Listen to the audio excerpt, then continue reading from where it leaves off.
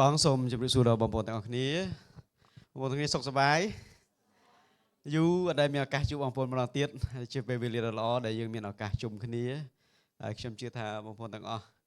ថ្ងៃនេះអ្នកម្ដាយគ្រប់រូបទទួលបាននៅកាដូជាច្រើនអាចជាសារលើកទឹកចិត្ត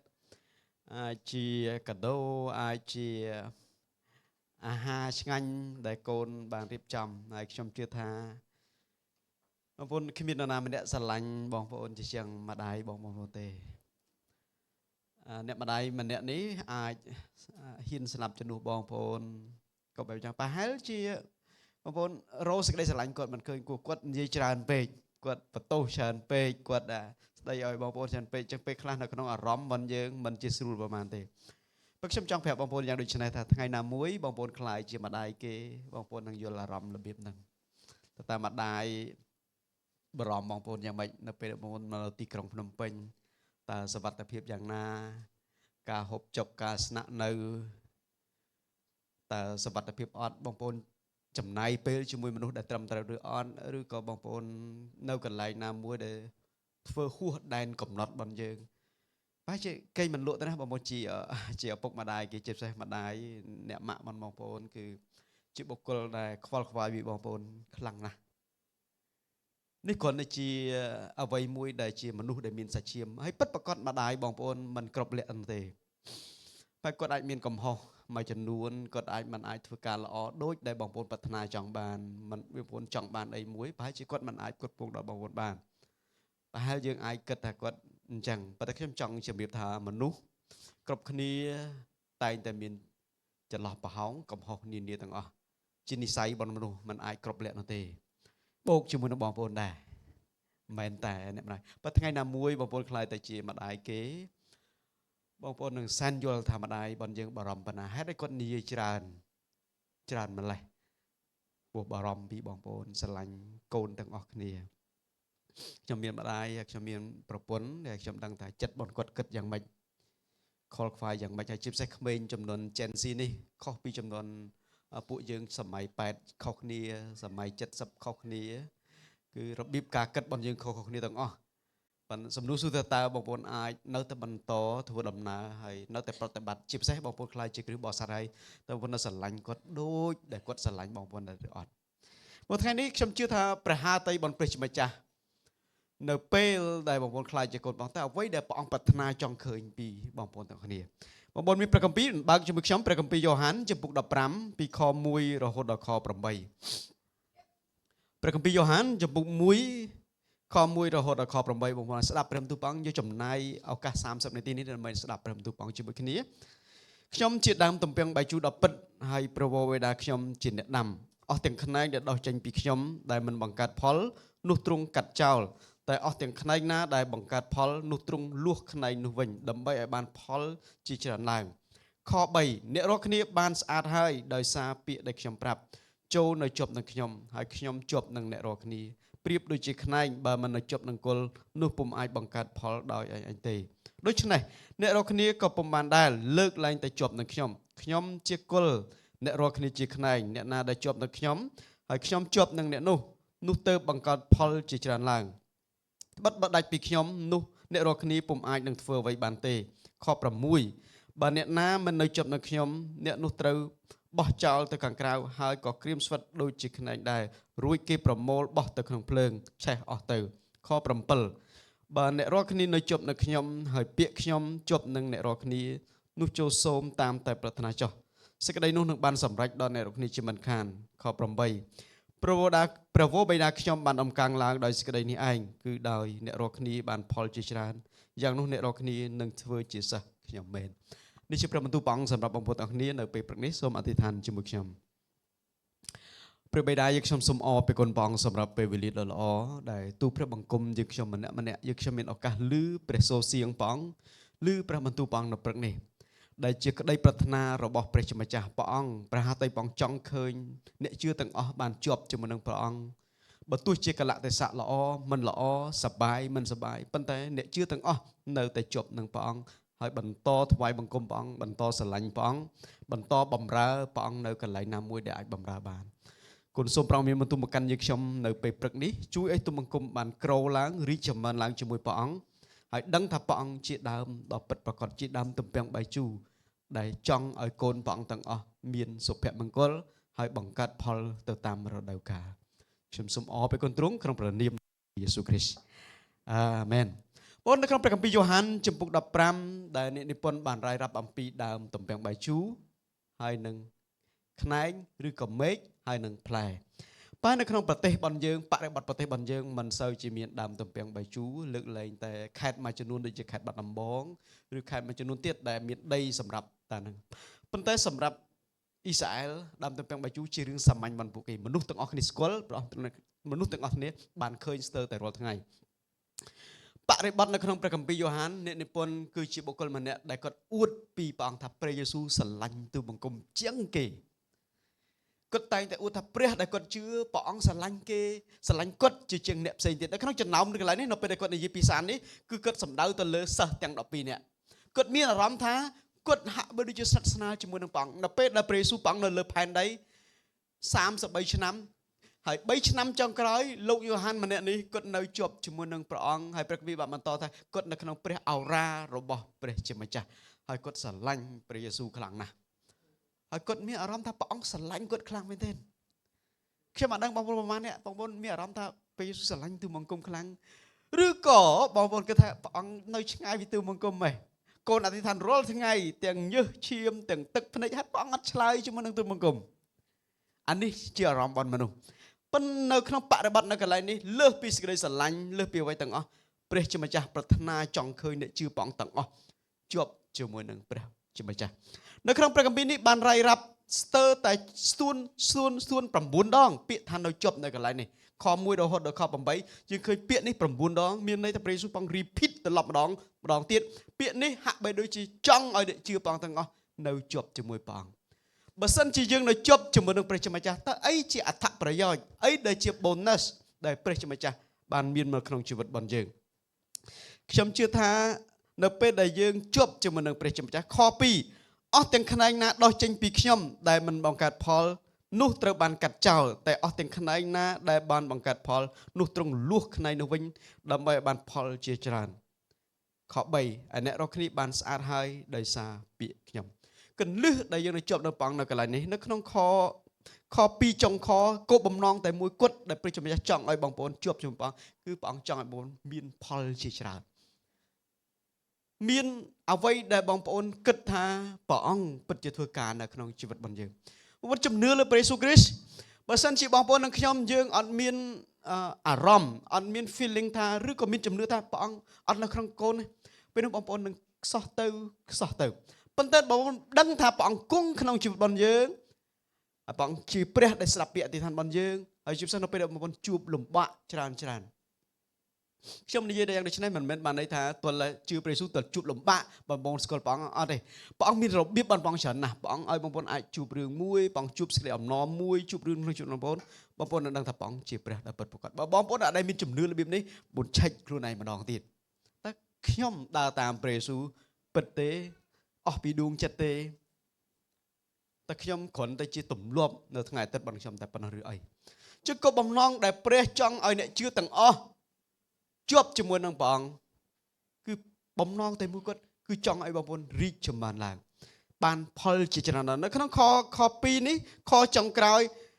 នោះទ្រង់លួសខ្នែងនោះដើម្បីឲ្យបានផលជាច្រើនឡើងនេះគឺជាបំណងព្រះជាម្ចាស់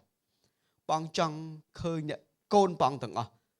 ទទួលបាននូវលទ្ធផលល្អមានផលផ្លែនៅតាមព្រះគម្ពីរក្នុងការមកប្រាប់ថាដល់រដូវកាលពួកគេនឹង produce ពួកគេនឹងទទួលបានផលនឹងនេះជាបំណងព្រះជាម្ចាស់មែនតើទៅនៅពេលដែលយើងដើរជាមួយព្រះអង្គពេលខ្លះយើងទុកចិត្តពេលខ្លះយើងមិនទុកចិត្តពេលខ្លះយើងទុកចិត្តលើសមត្ថភាព ability ខ្លួនឯងទាំងស្រុងតែម្ដងហើយពេលខ្លះយើងអួតខ្លួនឯងតែបើសិនជាអត់មានកូនវាអត់អាចទេអត់អាចការងារនៅទៅបានហើយពេលខ្លះនៅពេលបងប្អូនដល់កម្រិតកាន់តែខ្ពស់បងប្អូនជួបខ្យល់ព្យុះភ្លៀងទាំងអស់ហ្នឹងនៅហើយកន្លែងនោះដែលបងប្អូនរឹតតែស្រឡាញ់ព្រះអង្គប៉ុន្តែនៅពេលដែលបងប្អូនសប្បាយបងប្អូនបានរបស់ល្អនៅក្នុងដៃហើយបងប្អូនស្រឡាញ់ព្រះអង្គអានេះជារឿងសាមញ្ញទេប៉ុន្តែនៅពេលបងប្អូនជួបទុក្ខលំបាកជួបនៅដៅហួតហែងហើយបងប្អូននៅតែបន្តស្រឡាញ់ព្រះអង្គកន្លែងនោះហើយដែលជាឫសគល់គឺជាផុសតាំងដ៏ពិតប្រាកដ ខ្ញុំជឿថាពួកគេដូចគ្នានៅពេលដែលគេចាប់ផ្ដើមដើរមួយព្រះអង្គគេឃើញព្រះអង្គបង្រៀនព្រះអង្គធ្វើការអស្ចារ្យនំប៉័ង5ដុំត្រី2កន្ទុយព្រះអង្គគ្រប់គង់ដល់មនុស្ស5000នាក់ព្រះអង្គដេញអរិយព្រះអង្គប្រោះអ្នកជំងឺព្រះអង្គលើកទឹកចិត្តព្រះអង្គគ្រប់គង់ដល់ស្រីមកគេរំភើបសប្បាយអូព្រះអង្គអស្ចារ្យមែនប៉ុន្តែនៅពេលដែលគេចាប់ព្រះយេស៊ូវនៅយប់ចុងក្រោយយកទៅឆ្កាងពួកសិស្សរត់អស់អស់លីងតែម្ដងអ្នកណាទៀតសូម្បីពួកសិស្សអ្នកដែលនៅក្បែរព្រះអង្គទៀតមិត្តភក្តិយ៉ូហានគឺលោកពេត្រុសទូបង្គំអត់ស្គាល់អ្នកនឹងទេខ្ញុំអត់ស្គាល់អ្នកនឹងទេគាត់បដិសេធចឹងឫសគល់ដែលព្រះជាម្ចាស់បញ្ជាបងប្អូនហើយនឹងខ្ញុំឲ្យយើងជួបមួយព្រះអង្គគឺព្រះអង្គចង់ប្រាថ្នាចង់ឃើញលទ្ធផលល្អៗសម្រាប់បងប្អូនទាំងអស់គ្នា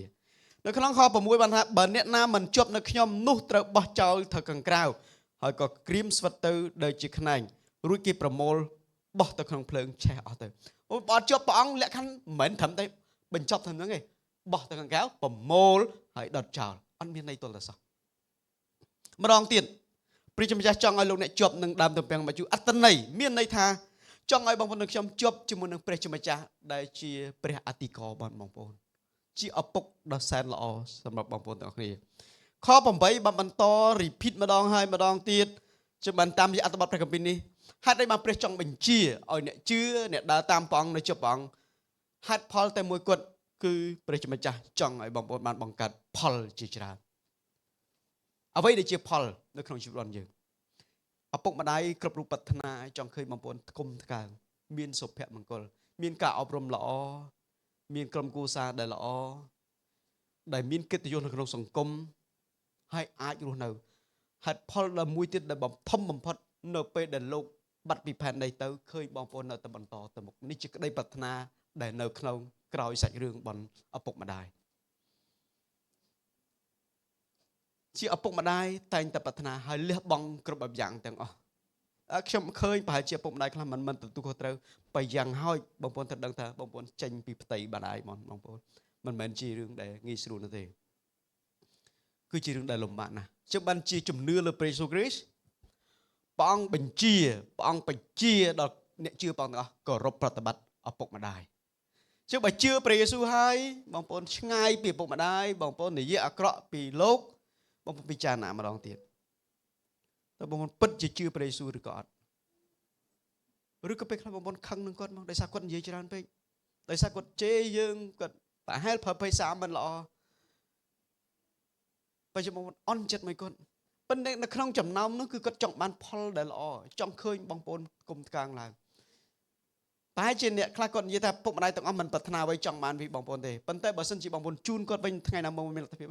គាត់នឹងអួតពីភូមិមួយទៅភូមិមួយគេថាអូកូនអញអស្ចារ្យវាគិតគូគ្រប់បែបយ៉ាងទាំងអស់នេះព្រះយេស៊ូវគឺប្រាថ្នាចង់ឃើញបងប្អូនទាំងអស់បានផលចម្រើនឡើងចង់ឃើញបងប្អូនជាប់ជាមួយនឹងព្រះអង្គជាប់នៅកន្លែងនេះមិនមែនគ្រាន់តែថ្ងៃអាទិត្យមកតែប៉ុណ្្នោះទេគ្រប់នីតិបងប្អូនចេញទៅកន្លែងណា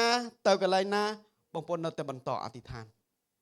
ទោះស្ថានភាពនឹងមិនល្អក៏ដោយបងប្អូននៅតែអធិដ្ឋានហើយបងប្អូនអានព្រះបន្ទូលព្រះអង្គហើយបងប្អូនអធិដ្ឋានឲ្យគ្នាទៅវិញទៅមកហើយលើសពីនោះទៀតចង់ឃើញបងប្អូនទាំងអស់គ្នាប្រាប់ដំណឹងល្អប្រាប់ពីព្រះយេស៊ូវទៅអ្នកដែលយើងស្រឡាញ់ប្រាប់ព្រះយេស៊ូវដែលសគត់លើឈើឆ្កាងជំនួសអំពើបាបយើងទាំងអស់គ្នាប្រាប់ព្រះយេស៊ូវដែលបង្គង់នៅក្នុងជីវិតយើងហើយព្រះអង្គជាព្រះអង្គសង្គ្រោះបងប្អូនពិតប្រាកដនៅលើផែនដីនេះបងប្អូនរវល់ខ្ញុំបើអត់ខ្ញុំប្រហែលខ្លួនបន្តិចប្រជុំយ៉ាងតិច3ទៅ5ព្រលឹមដល់យប់តែម្ដងពុស្ថាប័នដែលខ្ញុំកាន់ច្រើនក្រៅពីវិហារមានកន្លែងជាច្រើនដែលខ្ញុំចូលរួមបម្រើជាងបើខ្ញុំប្រហែលខ្លួនតិចខ្ញុំអត់មានឱកាសញ៉ាំបាយមួយគ្រួសារទេបើខ្ញុំនៅតែម៉ត់ចត់នឹងពេលវេលាបើសិនជាខ្ញុំត្រឡប់មកផ្ទះបានខ្ញុំនឹងត្រឡប់មកញ៉ាំបាយជាមួយនឹងពួកគេចង់ឃើញពួកគេជជែកជាមួយនឹងពួកគេមុននឹងយើងគេងពីព្រោះការងារនឹងឯងទាញពេលវេលារបស់យើងឆ្ងាយពីក្រុមគ្រួសារស្ថិតពីកន្លែងណាមួយបើខ្ញុំកម្រផ្លេចក្រុមគ្រួសារខ្ញុំប្រាប់ខ្លួនឯងទោះជាកលៈតសៈបែបណាខ្ញុំនឹងត្រឡប់មកវិញជាមួយព្រះដែលស្រឡាញ់យើងប្រាថ្នាចង់ឲ្យយើងនៅជាប់ជាមួយនឹងព្រះអង្គពីព្រោះលោកីដែលបងប្អូនកំពុងរស់នៅនេះអត់ស្រួលទេខ្ញុំចង់ជម្រាបបងប្អូនទេបែរជាបងប្អូនខ្លះគិតថា wow enjoy happy wow មិនប្រកាសទេអ្វីដែលបងប្អូនឃើញនៅផ្នែកនេះថ្ងៃណាមួយនេះវានឹងបាត់ទៅតែប៉ុណ្្នឹងឯងសម្រស់ដែលយើងមានចំណេះវិជ្ជាទ្រព្យសម្បត្តិដែលយើងមាននេះថ្ងៃណាមួយនឹងបាត់ទៅវិញ បើសំណួរសួរថាបងប្អូននៅជាប់មួយប៉ងឬក៏អត់លោកយូហានបញ្ជាក់ម្ដងហើយម្ដងទៀតដល់អ្នកជឿថាសូមឲ្យគេជាប់ជាមួយនឹងព្រះជាម្ចាស់ហេតុផលចង់ឲ្យគេបានបង្កើតផលជាច្រើនចង់ឲ្យគេរស់នៅពេញដោយអំណរពីព្រោះព្រះហាតីបនព្រះវរបិតានៅក្នុងព្រះគម្ពីរ Genesis លោកកបាត់គឺចង់ឲ្យពួកគេ enjoy នៅអ្វីដែលព្រះទ្រង់បានធ្វើឲ្យគេបងបានបង្កើត river បង្កើតទន្លេ4មុខ4ដើម្បីឲ្យលោកអាដាមនិងអេវ៉ាអំណរសប្បាយ whatever អ្វីដែលគេត្រូវការគេនឹងមានបងប្អូនមើលព្រះជាម្ចាស់ព្រះអង្គគឺជា founder of architect មានន័យថាស្ថាបត្យករដ៏ល្អដែលព្រះអង្គ design គ្រប់យ៉ាងទាំងអស់ដើម្បីមនុស្ស enjoy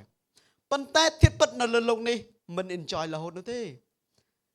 រឿងនៅក្នុងជីវិតបងប្អូនអាច50មានន័យថាល្អមិនល្អមានបញ្ហាមិនបញ្ហាអាចអញ្ចឹងប៉ុន្តែនៅពេលបងប្អូនកាន់តែធំបងប្អូនខ្លាយទៅជាពុកម្ដាយប្រហែលអ្នកមានគ្រួសារនៅនេះកាន់តែមានគ្រួសារបងប្អូនមានកាន់តែមាននៅកូនតូចបងប្អូនប្រហែលគ្រាន់តែបារម្ភពីកូនថាញ៉ាំទឹកដោះគោគ្រាន់អត់គ្រប់គ្រាន់អត់អីទៅប៉ុន្តែថ្ងៃមួយកូនកាន់តែធំកាន់តែពិបាកចិត្តតើកូនទៅរៀនទេចេញពីរៀនទៅមកផ្ទះវិញទេបារម្ភគ្រប់បែបយ៉ាងទាំងអស់តែចង់ឃើញពួកគេត្រឡប់មកដល់ផ្ទះមុនម៉ោងហើយញ៉ាំអាហារជាមួយនឹងគ្នាបើកូនថាអត់ទេជួបមិត្តភក្តិសិន enjoy សិនម្ដាយទន្ទឹងរង់ចាំឪពុកម្ដាយទន្ទឹងរង់ចាំហើយខ្ញុំទឹកមីសេចគ្រប់កូនទាំងអស់ថាដល់ម៉ោងមកដល់ដើម្បីញ៉ាំអាហារជុំគ្នាយ៉ាងហោចមួយថ្ងៃញ៉ាំអាហារជុំគ្នានៅពេលល្ងាចម្ដងដើម្បីឃើញមុខគ្នាជជែកគ្នាគ្រប់បែបយ៉ាងទាំងអស់យល់ត្រឡប់មកក្នុងព្រះគម្ពីរយ៉ូហានចំពុក15នេះក្តីប្រាថ្នាបនព្រះជាម្ចាស់បំណងព្រះជាម្ចាស់គឺចង់ឲ្យកូនទាំងអស់គ្នាអ្នកជឿទាំងអស់គ្នាជាប់ជាមួយនឹងព្រះអង្គពីព្រោះលោកីដែលបងប្អូនកំពុងរស់នៅនេះព្រះគម្ពីរពេត្រុសបានប្រាប់ថាអរិយវេដាក្រវែលដូចជាសឹងអញ្ចឹងបើវាអាចតបាក់លេបបានវានឹងតបាក់លេបបងប្អូនវាធ្វើឲ្យបងប្អូនមានបញ្ហាតែម្ដងអញ្ចឹងហេតុផលនេះឯងដែលបងប្អូននៅជាប់ជាមួយនឹងព្រះអង្គទាំងសេចក្តីអធិដ្ឋានអានព្រះបន្ទូលថ្វាយបង្គំព្រះអង្គហើយ share the gospel ដំណឹងល្អទៅដល់អ្នកដទៃនេះគឺជាសាច់រឿងព្រះគម្ពីរបានប្រាប់ថាបើសិនជាមិនជាប់ហេតុផលប្រមូលដុតចោលតែប៉ុណ្ណឹងជីវិតបងប្អូនអត់មានឱកាសចាក់ខ្សែទេបងប្អូនអត់អាចចាក់កដាលដើម្បីរែកចុះរែកឡើងអត់ទេបងរើសព្រះជាម្ចាស់ឬក៏ពឹងកម្លាំងខ្លួនឯងទុកចិត្តលើសមត្ថភាពខ្លួនឯងឬក៏ពឹងព្រះជាម្ចាស់ឬក៏ស្រឡាញ់ព្រះអង្គតែប៉ុណ្ណឹងព្រះគម្ពីរហេតុឲ្យបងប្អូនបន្តបញ្ជាឲ្យជាប់ហេតុផលទី2ព្រះអង្គអីគេព្រះចូលសូមតាមតែប្រាថ្នាចុះសេចក្តីនោះនឹងសម្រេចដល់អ្នករាល់គ្នាជាមិនខានអត្តន័យមានន័យថាបើបងប្អូនអធិដ្ឋានព្រះអង្គចង់ឆ្លើយនៅសំណពរអធិដ្ឋានបងប្អូនរឿងទាំងអស់កាត់ឡើងពីតំណែងតំណងបងប្អូនធ្វើការនៅកន្លែងណាក៏ដោយបងឆ្កុយម្នាក់ឯងបងប្អូនអត់ខ្វល់អ្នកជុំវិញបងប្អូនមានតំណែងល្អទេថ្ងៃនេះព្រះគម្ពីរបានបន្តទៅថាបំណងប្រាថ្នាបងព្រះជាម្ចាស់ព្រះអង្គចង់ឆ្លើយនៅសំណពរអធិដ្ឋានបងប្អូនព្រះអង្គចង់ឲ្យរបស់ល្អដល់បងប្អូនចឹងហេតុផលដែលព្រះបញ្ជាឲ្យយើងជាប់មិនមែនគ្រាន់តែជាបរិបញ្ជាទេគឺព្រះអង្គចង់ឲ្យរបស់អីទៅបងប្អូនសំណួរតើមិនចង់បានរបស់ល្អនេះពីព្រះជាម្ចាស់ដែរទេខ្ញុំនៅគូសារយើងតែងតែពិសាតានៅពេលដែលយើងបន្តិចទៀតពេលយើងចាស់ជាងនឹងបន្តិចនៅពេលដែលយើងមានវ័យ60ឆ្នាំទៅតើមានអីដែលឲ្យកូនហើយប្រពន្ធខ្ញុំជាចនិច្ចកាលគាត់តែងលើកថាកុំឲ្យទ្រព្យសម្បត្តិឲ្យចំណេះដឹងខ្ញុំជាឪពុកខ្ញុំរៀងស្រឡាញ់កូនខ្លាំងហើយកូនរៀងខូចគឺដោយសារខ្ញុំហ្នឹងឯងចំណេះដឹងឲ្យខ្ញុំឲ្យអីដែលខ្ញុំមានក៏ខ្ញុំឲ្យដែរមានន័យថាទាំងអ្វីដែលខ្ញុំមានខ្ញុំចង់ឲ្យគាត់ទាំងអស់ទាំងទ្រព្យសម្បត្តិទាំងចំណេះជំនាញ leadership របស់ខ្ញុំទាំងអ្វីទាំងអស់ខ្ញុំចង់ឲ្យកូនទាំងអស់បើសំណួរសួរតើកូនចង់បានឬក៏អត់នៅពេលដែលពេលគេនៅតូចនៅឡើយក្តីប្រាថ្នារបស់ខ្ញុំចង់ឃើញគេធ្វើជាគូងវាលបន្តបេសកកម្មនេះជំនួសខ្ញុំបន្តទៀតដល់ពេលដែលខ្ញុំមានវ័យជរាបន្តិចហើយខ្ញុំបកគលឲ្យគេនេះជាក្តីប្រាថ្នារបស់ឪពុកកវូចង់ឃើញកូនបន្តបើគូសាខ្ញុំបាននិយាយថាអានឹងជាបំណងព្រះអង្គប្រហែលតែព្រះអង្គចង់ប្រើគេដោយរបៀបម៉េចឲ្យគេធ្វើតាមនឹងតែកុំបង្ខំកូនហើយក៏ប្រាប់ថាដោយសារប៉ាឯងហ្នឹងអត់មានពេលឲ្យកូនផងហើយមានរឿងរបស់ជាច្រើនដែលកូនដែលប៉ាអត់ឲ្យមានកូនអត់ឲ្យកូនបានអញ្ចឹងកូនគេអត់ចង់ធ្វើដូចប៉ាទេពេលមួយនៅពេលដែលយើងញ៉ាំអាហារចុងក្រោយរយៈពេល2សប្តាហ៍កន្លងមុននេះខ្ញុំមានឱកាសឮកូនពៅរបស់ខ្ញុំគាត់និយាយថាប៉ា I want to be a missionary ខ្ញុំចង់ទៅបេសកជនខ្ញុំវ៉ាវខ្ញុំថាមានអីប៉ះពាល់នៅក្នុងជីវិតខ្ញុំថាប ប្រកាស are you sure ប្រកាសទេ you want to be a missionary បេសកជនបនព្រះជាម្ចាស់ទៅផ្សាយដំណឹងល្អទៅប្រាប់ពីមនុស្សហើយខ្ញុំតែកូនឯងរើសប្រទេសណារើសអាហ្វ្រិកអ៊ីស្រាអែលអាហ្គានីស្ថានអ៊ីរ៉ាក់អ៊ីរ៉ង់ជាប្រទេសដែលកំពុងមានសង្គ្រាមហ្នឹងគេថាអត់ទេកំពុងអធិដ្ឋានអញ្ចឹងគាត់ take message ទៅមិត្តភក្តិខ្ញុំម្នាក់ដែលគឺជាខ្ញុំស្គាល់តែក្នុងសង្គមបងប្អូនស្គាល់គាត់ដែរយូរ៉ៃគាត់ take message យូរ៉ៃនៅពេលមួយយើងទៅព្រំដែនជាមួយគ្នា